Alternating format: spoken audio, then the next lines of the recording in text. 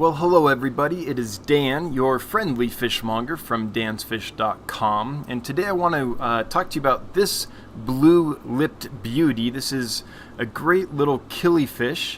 It's fairly new, it still does not have a species description, so it's called Aphyosemion species Cofe 2010-23. That's C-O-F-E for Cofe, and that's not the species name, that's the location code, so that we know where the species was collected. It's a gorgeous fish, bright yellow and orange on the fins, a lot of red on the body, and those bright blue lips. Really, really neat little fish. I'm trying to follow them around with the camera here so I can show you what they look like, but they aren't necessarily liking the camera. It freaks them out a little bit. So there's some of this video's, there you go, you can kind of see the fins there, well, for a second, and then it ran into the shadows of the plants again.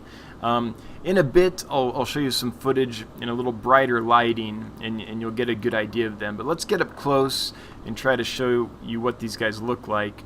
In these shadows, the yellows and oranges aren't really coming in, but gorgeous little killifish. This is a non-annual fish, so they'll lay their eggs in plants and mops.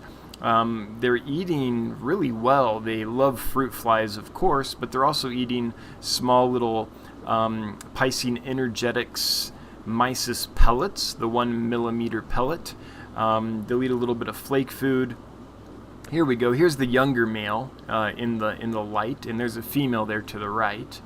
They're eating some flake food and just doing really well. So a mix of live and frozen with some flakes and pellets will make them very happy. These guys are in a 20 long, so 2 pairs in a 20 long, that's more than enough room. A lot of killie breeders would keep these in, a 5.5 gallon tank or something like that.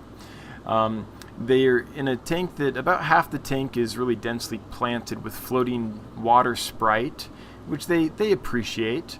It's got a spawning mop in there, as you can see, for them to lay their eggs in, which they're doing, they're spawning. And a simple sponge filter. That's really all these guys need.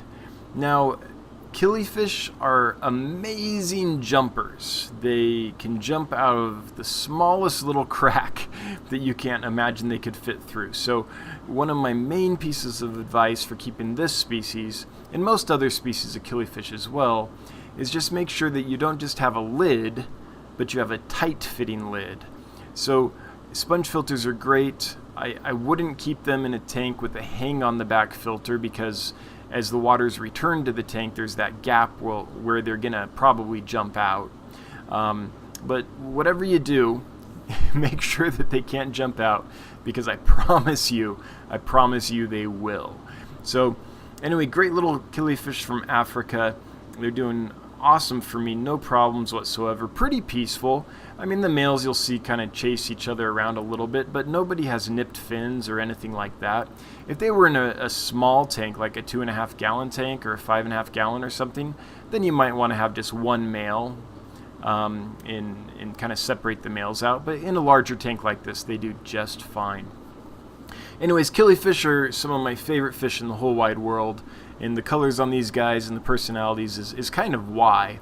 And on this species, I just think that those bright blue lips on the males are just kind of neat. You don't see that on a lot of fish. So that's Aphyosemion species Cofe 2010-23. I hope you enjoyed them.